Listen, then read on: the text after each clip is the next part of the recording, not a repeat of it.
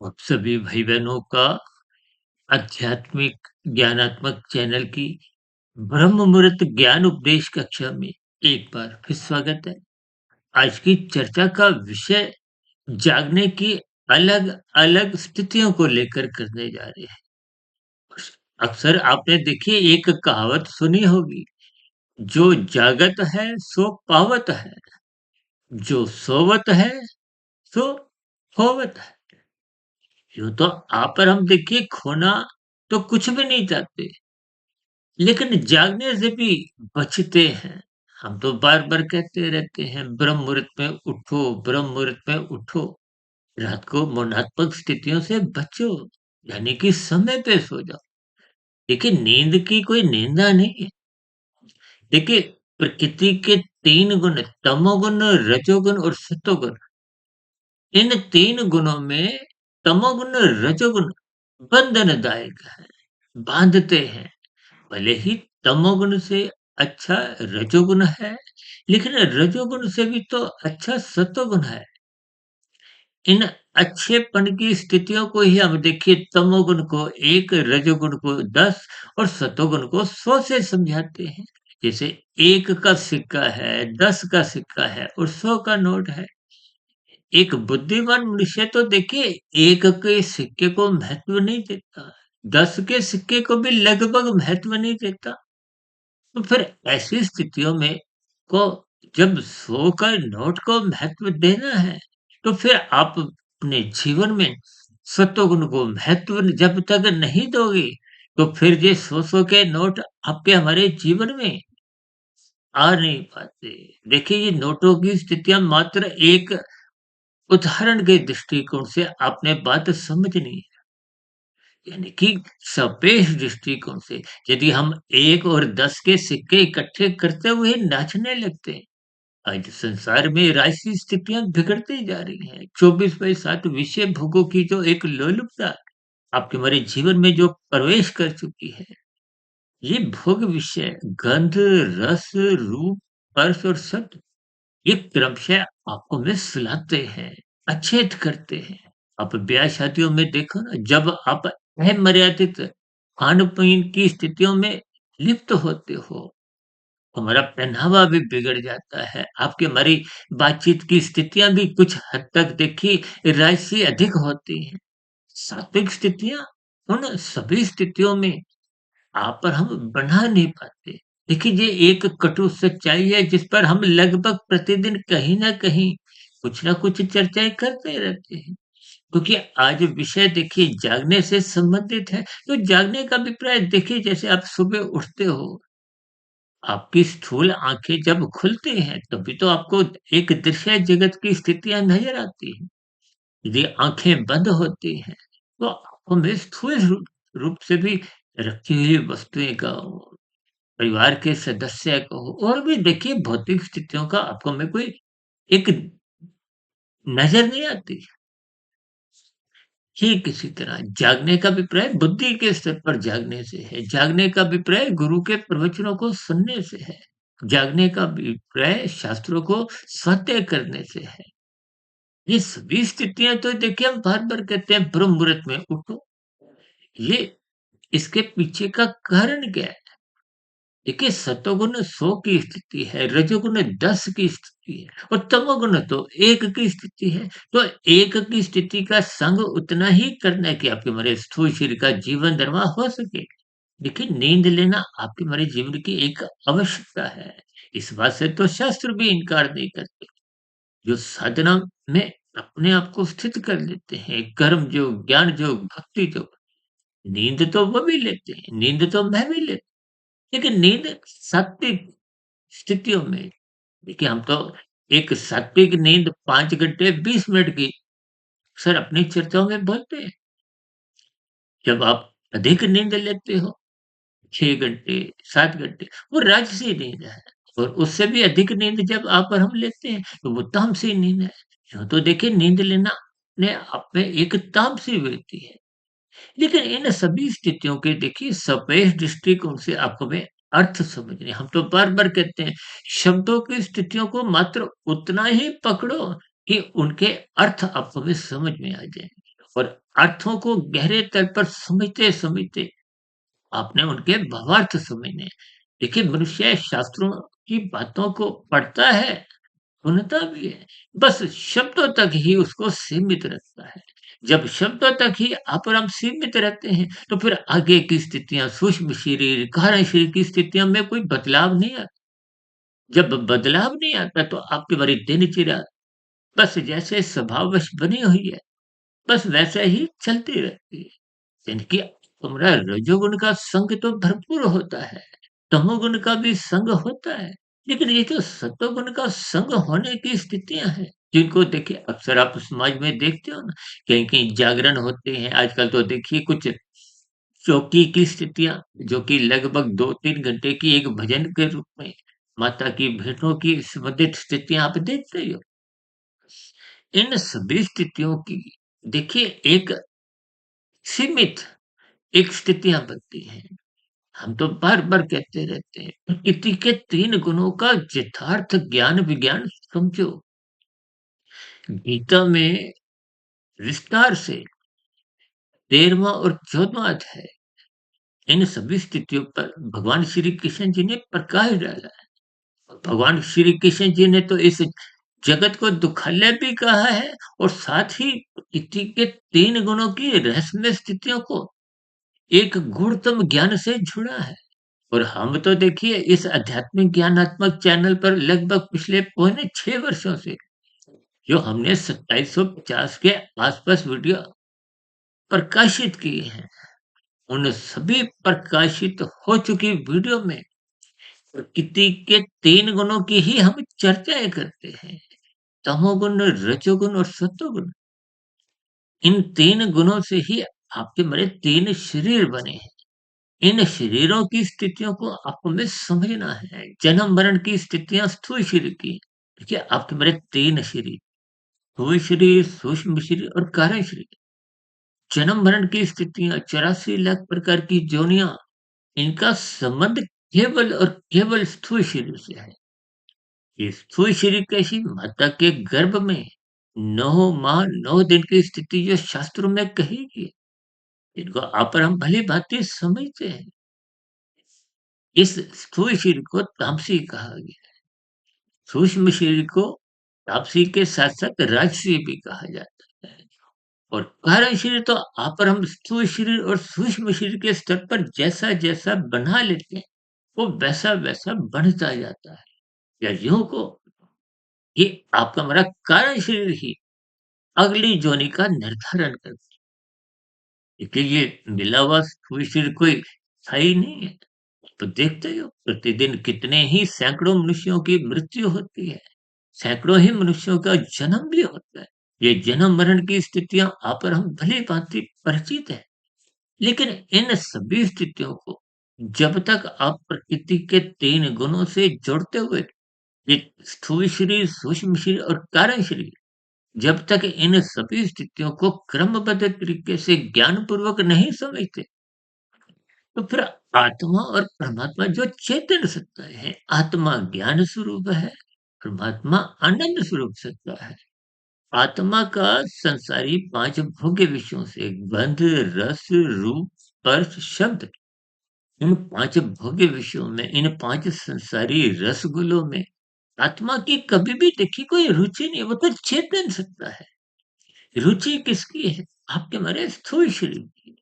शास्त्रों में इन सभी स्थितियों को इंद्रिय दोष कहा गया। इसका अभिप्राय क्या है? देखिए, आपका हमारा जो स्थूल शरीर का निर्माण प्रक्रिया माता के गर्भ में होती है। उससे पूर्व की स्थितियाँ विषय भोगों की। उन विषय भोगों को ही देखिए शास्त्रों में तन्मात्रा भी कहा जाता है, सूक्ष्म भूत भी कहा जाता है। यानी कि ये भोग विषय ही आपके हमारे जीवन की एक स्थूल शरीर के निर्माण प्रक्रिया का एक आधार है। लेकिन इन सभी स्थितियों को आपने हमें ज्ञानपूर्वक समझना है, प्रकृति के प्रवाह को समझना है। यूँ ही शब्दों की स्थितियों को या विषय भोगों से जोड़ते हुए इनकी जो एक राजसी स्थितियों में खोना नहीं है। देखिए राजसी स्थितियों में खोने से ही अपर हम संसार को पकड़ने की, भोगने की, संग्रह करने की स्थितियों में ही उलझते रहते हैं। ये उलझने का अभिप्राय क्या है? जब आपके मेरे भोग विषय 24/7 का एक रूप धारण कर लेते हैं, तो फिर मनुष्य उस धन को एकत्रित करने में देखिए अभी कुछ दिन पहले हमने धर्म, अर्थ, काम और मोक्ष की स्थितियों पर कुछ कलयुगी स्थितियों से पर चर्चा रखी थी। आज विषय का धर्म की स्थितियाँ, सत्संग की स्थितियाँ बस ऊपरी-ऊपरी स्तर पर, इंद्रियों के स्तर पर ही नज़र आती है और इंद्रियों के स्तर पर तो देखिए कुछ तनाव की स्थितियाँ भी बनती हैं। कुछ औपचारिक स्थितियों में भी आपका हमारा जीवन बीतता जाता है। लेकिन भीतर से मन बुद्धि के स्तर पर, सूक्ष्म शरीर के स्तर पर जब तक कोई सकारात्मक परिवर्तन नहीं आता, अक्सर माता-पिता अपने बच्चों को बार-बार शिक्षा देते हैं कि मन लगा के पढ़ो, मन लगा के पढ़ो। ये मन बुद्धि लगाने का मतलब क्या है? सूक्ष्म शरीर से है। देखिए स्थूल शरीर के स्तर पर तो सभी विद्यार्थी कक्षा में बैठे हैं, अध्यापक भी पढ़ा रहा है। लेकिन मानसिक स्तर पर सबकी स्थितियाँ अलग-अलग हैं। मानसिक स्तर पर स्थितियाँ अलग-अलग होने के कारण ही आपको भौतिक ज्ञान की जो एक स्थितियाँ हैं, उनमें भी अलग-अलग एक परिवर्तन आप देखते ही हो। कुछ विद्यार्थी फेल हो जाते हैं, कुछ लगभग पास होने के आस-पास की स्थितियों में ही होते हैं, कुछ मध्यम श्रेणी के होते हैं, कुछ अच्छे अंक लाते हैं और जो बहुत ही ध्यानपूर्वक शिक्षा को लेते हैं, वो शत प्रतिशत भी नंबर लाते हैं या शत प्रतिशत नंबर लाने की स्थिति को आप मायातीत की स्थिति से भी जोड़ सकते हो। अच्छे नंबर लाने की स्थिति को आप पुनः मनुष्य योनि की प्राप्ति से भी जोड़ सकते हो। और जब मनुष्य देखिए लगभग फेल होने की स्थितियों में होता है, तो उसको आप कोई सिर के मरने के बाद जो अधोगति की स्थितियों से भी जोड़ सकते हो। देखिए, उदाहरणों को मात्र उतने ही अंश में आपने हमने पकड़ना होता है कि शास्त्रों की जो सैद्धांतिक बातों का निचोड़ है, वो आपको में समझ में आ जाए। यदि वो यथार्थ स्थितियों का आपको में बोध नहीं होता, मात्र आप केवल संसारी स्थितियों में ही कुछ सत्संग की स्थितियों में अपने आप को स्थित करते हो, तो भले ही कुछ घंटों के लिए, कुछ दिनों तक आपकी हमारी सात्विक स्थितियाँ मजबूत हो सकती हैं। ये तो भारत को देखिए आध्यात्मिक देश कहा जाता है। मैं तो अक्सर बताता हूँ कि सितंबर, अक्टूबर, नवंबर, दिसंबर ये 3-4 महीने में तो देखिए सात्विक स्थितियाँ बहुत मजबूत होती हैं। कर्म कांडों की स्थितियाँ होती हैं और एक बार हमने वीडियो बनाया था श्राद्ध पक्ष के ऊपर। उसको श्रद्धा से, ऋण से ध्यानपूर्वक जोड़ते हुए उस पर एक विशेष स्थितियों का बोध करवाया। क्योंकि एक साधारण मनुष्य तो देखिए कर्म कांड लोभ से या भय से करता है। जब लोभ या भय की स्थितियाँ बनी होती हैं, इनका संबंध केवल स्थूल शरीर के स्तर पर है। लोभ किसका है? कि संसारी वैभव, सुख आपके हमारे छिने नहीं। दुःख किसका है? इन्हीं का ही तो है। यानी कि लोभ भय का संबंध केवल इन स्थितियों से है कि बस संसारी सुख मिलते रहे, छिने नहीं। छीनने का ही तो भय होता है। महात्मा की ओर जाने की जब आपकी हमारी स्थितियाँ मन में इच्छा नहीं होती, जिज्ञासा नहीं होती, शास्त्रों में कहा गया ना मनुष्य को ब्रह्म जिज्ञासा रखनी है। ब्रह्म जिज्ञासा का मतलब ही क्या है? देखिए 4 भक्त कहे गए हैं, और अर्थार्थी, जिज्ञासु और प्रेमी। प्रेमी को ही ज्ञानी भक्त कहा जाता है। अर्थ भक्त तो वही है ना जैसे आप हम पूजा पाठ में आरती गाते हैं। अर्थ का मतलब क्या है कि जब आपको में कोई जीवन में दुःख आते हैं, चाहे तन के स्तर पर, चाहे मन के स्तर पर और भी विभिन्न स्थितियाँ देखिए आपके हमारे जीवन में बनती बिगड़ती रहती हैं। तो जब-जब दुःख आते हैं तो आप और हम परमात्मा को याद करते हैं। वो याद करने की स्थितियाँ क्या?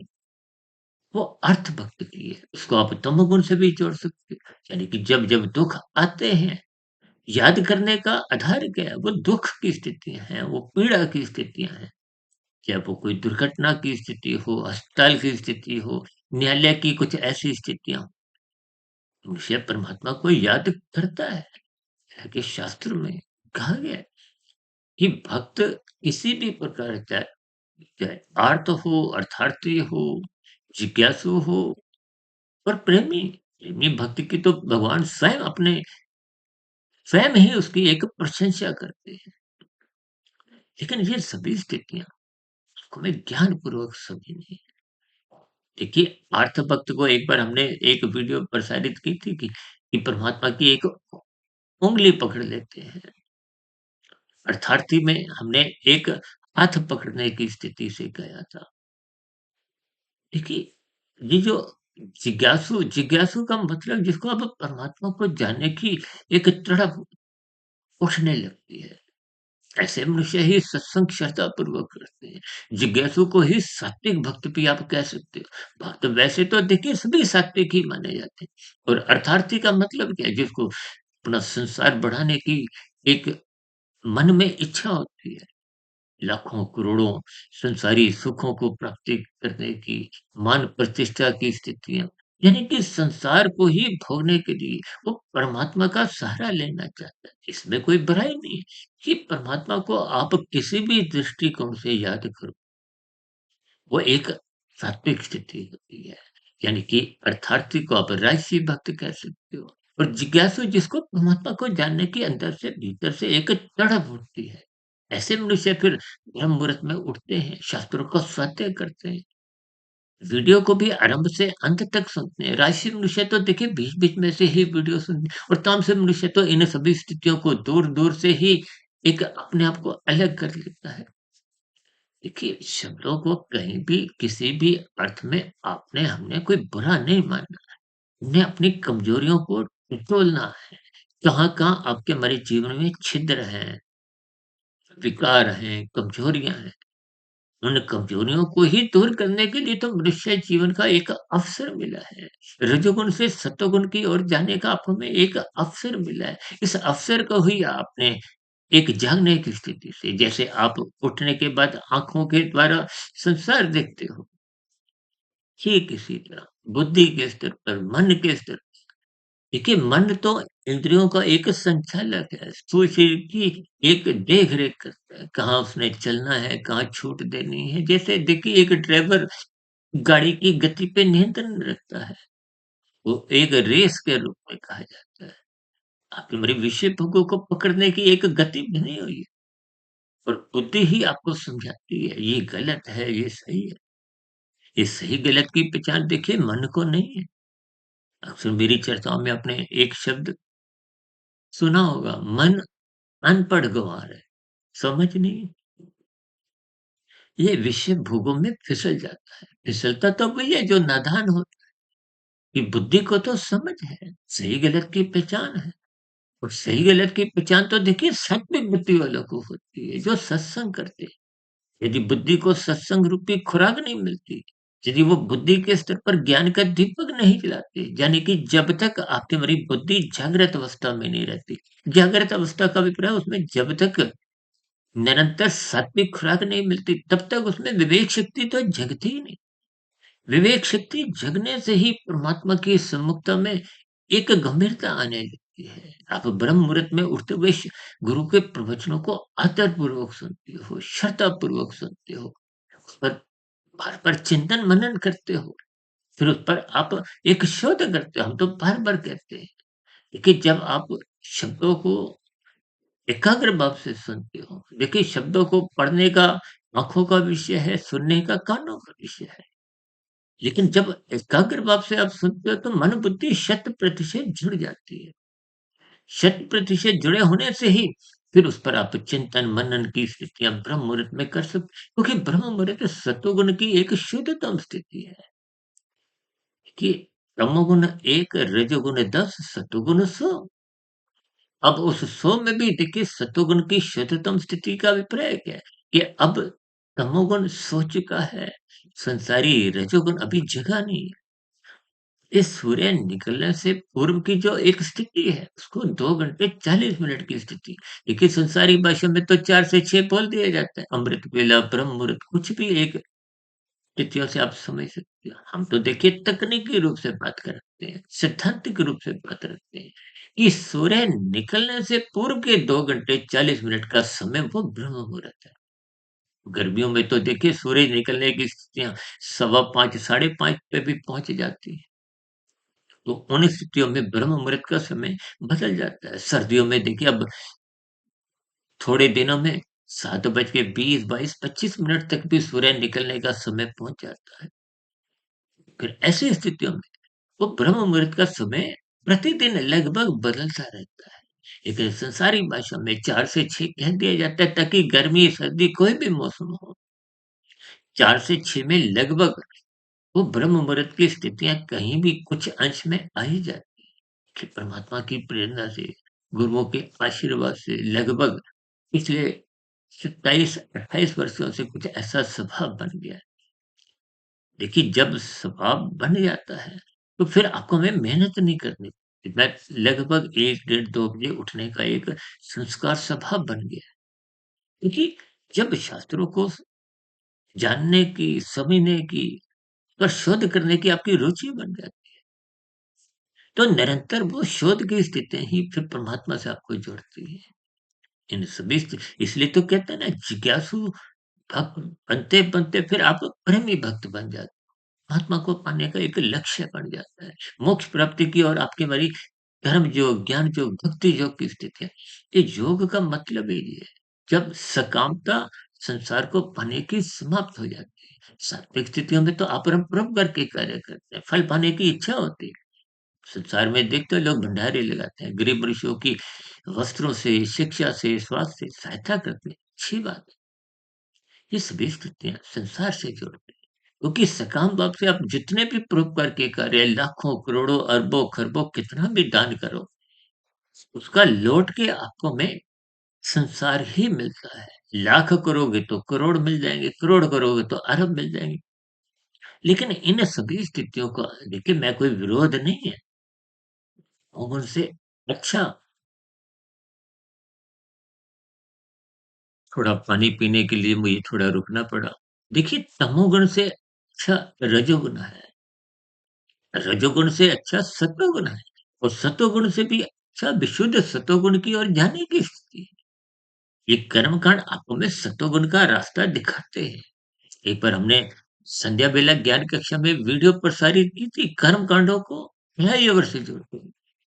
कि मैं दिल्ली में रहता हूँ, दिल्ली में बहुत फ्लाईओवर बनते जा रहे हैं। ये फ्लाईओवर आपको में दूसरी स्थान पर जल्दी पर यानी कि मंजिल पे जल्दी पहुंचाते हैं। तो उस फ्लाईओवर से ही मैंने वो कर्म कांडों को जोड़ते हुए ये कर्मकांड ज्ञानपूर्वक करो। देखिए, लोग जब ऐसे किए गए कर्मकांड कोई विशेष लाभ देते नहीं, कि इनकी कोई बुराई नहीं है। लेकिन ठीक है, लाभ लेने के लिए आप हमें ज्ञानपूर्वक कर्मकांड करने चाहिए। ये फिर सतोगुण में पहुँचा देते हैं, जल्दी पहुँचाते हैं। फिर वहाँ आप रुकने की एक प्रवृत्ति आपकी जगती है। यदि लोभ से जब ऐसे कर्मकांड कर रहे हो, तो आप सतोगुण में पहुँच भी जाते हो, वहाँ रुकते नहीं हो। वहाँ बस कुछ औपचारिकताएँ करते हुए पुनः अपने संसार में, रजोगुण में, तमोगुण में आकर हम लौट आते हैं। देखिए, इस कटु सच्चाई को आपको में ज्ञानपूर्वक समझना है। जब तक ये कटु सच्चाई आपको में समझ नहीं आएगी, तभी तो हम भर-भर करते हैं। यथार्थ ज्ञान में स्थितियों को समझो, तमोगुण से अच्छा रजोगुण है, रजोगुण से अच्छा सतोगुण है। लेकिन ये तीनों माया के गुण हैं। सतोगुण से फिर विशुद्ध सतोगुण के पाने का लक्ष्य बनाओ। देखिए, अर्थ का अभिप्राय धन से है, पदार्थों से है, ये किताब-सी स्थिति है। काम का अभिप्राय 5 भोग इच्छाओं से है, ये एक राय-सी स्थिति है। अर्थ और काम को हम कहते रहते हैं बार-बार कि धर्म की चारदीवारी इतनी ऊँची बनाओ, मजबूत बनाओ, कि ये अर्थ और काम उस दीवार को लाँघ ना सकें, कूद ना सकें, तोड़ ना सकें। आज देखिए ना, आजकल तो ब्याह-शादियों में भी कुछ प्री वेडिंग की स्थितियों में अर्थ और काम बेधड़क होते हुए एक मर्यादाओं को तोड़ते जा रहे हैं, धर्म को कमज़ोर करते जा रहे हैं। अर्थ और काम जब नाचने लगते हैं, फिर ये धर्म की सभी मर्यादाएँ तोड़ते हुए अपना ही खेल रचते हैं। ये कलयुग की स्थितियों में अर्थ और काम ही अपना नाच नचा रहे हैं। देखिए, इन सभी स्थितियों को आपने अन्यथा में ना लेते हुए इनके अर्थ भावार्थ समझें। देखिए, आपके हमारे कर्मकांड ज्ञानपूर्वक हो, कि हमारी उन्नति हो। देखिए, जब तक आध्यात्मिक उन्नति के दरवाजे के हमारे खुलते नहीं, तब तो फिर देखिए पुनः अगली जोनी देखिए, एक वीडियो हमने बनाई थी लगभग 5 वर्ष पहले की बात है। मनुष्य के मरने के बाद का अगला जन्म लगभग देखिए पौने 3 घंटे की थी। एक मनुष्य देखिए फ़िल्म को तो आरंभ से अंत तक देखता है। ऐसा नहीं कि 5 मिनट की आज देखी, फिर अगले दिन 5 मिनट की, फिर अगले दिन 5 मिनट की, ऐसे नहीं देखते। आजकल तो लोग देखिए कुछ मैच भी ऐसे चलते हैं, मैचों को भी आप बड़े ध्यान से तो मनुष्य की यहाँ रुचि होती है, ये रुचि को हो, लगाव को हो, लक्ष्य को, यदि परमात्मा को पाने का लक्ष्य नहीं है, संसार को पाने का, भोगने का लक्ष्य है, तो इसलिए तो धर्म की स्थितियाँ समझाई गई हैं कि एक मर्यादा में रहते हुए अर्थ और काम आप ग्रहण करो। धन कमाने की देखिए सरकार भी कोई मनाही नहीं करती, बशर्ते आप आय कर दो, कमाए गए स्थितियों में कानून का पालन करो, अन्य मनुष्यों को पीड़ा मत दो, प्रकृति का वातावरण दूषित मत करो। इसी तरह रजोगुण में आप जितना भी संसार को भोगो, ये 5 भोग विषय गंध, रस, रूप, स्पर्श, शब्द कितनी भी कोई बाधा उत्पन्न नहीं करती। लेकिन प्रकृति चाहती है कि आप जो शास्त्रों में कहा गया ये करो, ये मत करो, जो करने से मना किया गया उनको मत करो, वो तामसिक स्थितियाँ हैं। जैसे कानून का उल्लंघन आप करते हो तो आपके बड़े चालान करते हैं। हम तो अक्सर बार-बार कहते हैं ना लाल बत्ती पे रुको, यातायात नियमों का पालन करो। यदि आप नहीं करते हो, उल्लंघन करते हो, तो तुम्हारा चालान कट यहाँ के चालान से यदि मनुष्य बच भी जाए, परमात्मा के यहाँ, प्रकृति के यहाँ आपके मारे चालान तो उसी से न कट जाते हैं। बस आपको मिलते-मिलते ही समय लग जाता है। इनके भावार्थ आप में समझ नहीं है।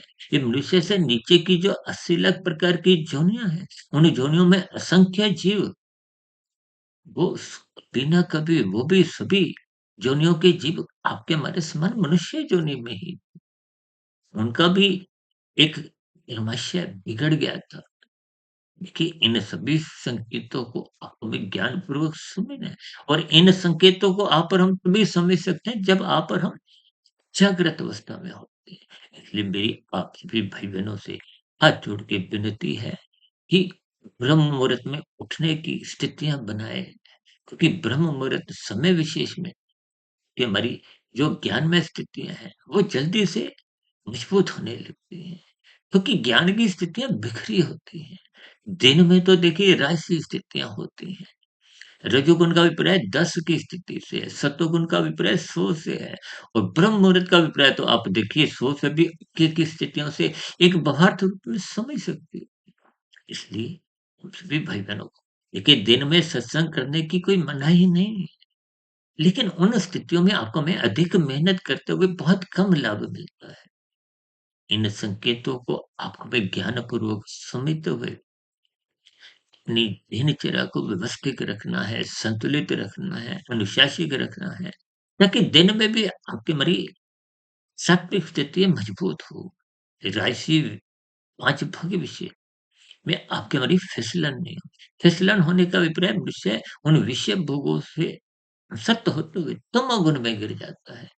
बस तमोगुण में गिरते हुए वो अपना क्रमशः बिगाड़ देता है और बिगड़ा हुआ क्रमशः फिर मनुष्य को मरने के बाद एक पूरे मनुष्य योनि की प्राप्ति दिलवाने इन सभी संकेतों को हमें ज्ञानपूर्वक समझना हो। इसलिए हम सभी भाई-बहनों को अपनी जागृत अवस्था, ज्ञान में स्थिति मजबूत करनी होगी।